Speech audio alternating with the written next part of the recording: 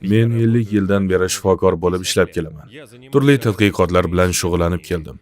Albatta kasallikni davolash muhim, lekin men kasallikning oldini olish yanada muhim degan xulosaga keldim. Avvallari men kasallarni davolash bilan shug'ullanar edim. Hozir esa mening so'nggi shifokorlik missiyam bu profilaktika deb o'ylayman.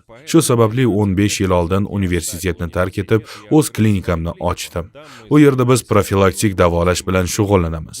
Bizning konsepsiyamiz shifokor bemorga kasalliksiz uzoq umr ko'rishiga yordam berish kerak. Davolashning turli usullari mavjud. Masalan, organizmdan toksinlarni chiqarish, yetishmayotgan gormonlarni to'ldirish mumkin. Ammo avvalo kasalliklar, jumladan onkologiyaga sababchi bo'ladigan faol kislorod turlarini nazorat qilish kerak. Tadqiqotlar tufayli biz bilamizki, birinchi navbatda eng zararli faol kislorod guruhi gidroksil radikallardan xalos bo'lish lozim. Bu shakllardan xalos bo'lish uchun vodorod kerak.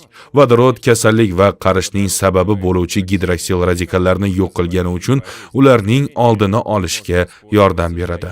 Ammo bundan ham muhimrog'i, vodorod energiya hosil qilib, qon aylanishini yaxshilaydi. Bu esa kapillyarlarning uzoq vaqt sog'lom bo'lib qolishini ta'minlaydi. Shu tariqa biz qarish tufayli yuzaga keladigan miya faoliyatining pasayishi va aqliy qobiliyatlarning yo'qolishi, buyrak va yurak funksiyasining pasayishini oldini olishimiz mumkin. Demak, vodorod kapillyarlar salomatligi uchun juda muhim.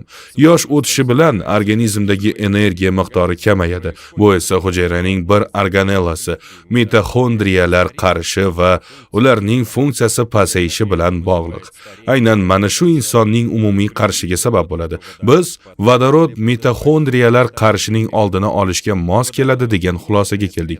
Vodorod juda kuchli va samarali vosita, chunki u mitoxondriyalarni sog'lomlashtiradi, energiyani to'playdi, quvvat beradi, qon aylanishini yaxshilaydi, tomirlarni hatto eng chekka qismlargacha mustahkamlaydi, gidroksil radikallarni yo'q qiladi va saraton, infarkt, insult, diabet kabi jiddiy kasalliklarning oldini olish va davolashga yordam beradi.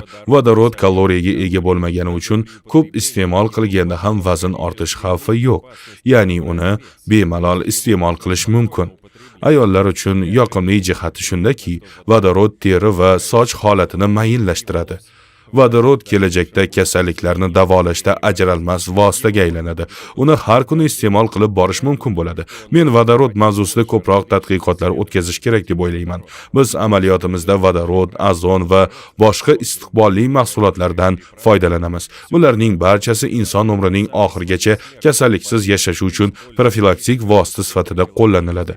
Aynan mana shu maqsad bilan klinikamizni ochdik. Ko'proq odamlar ushbu mahsulotlarni sinab ko'rib, ulardan foyda ko'rishini istardik.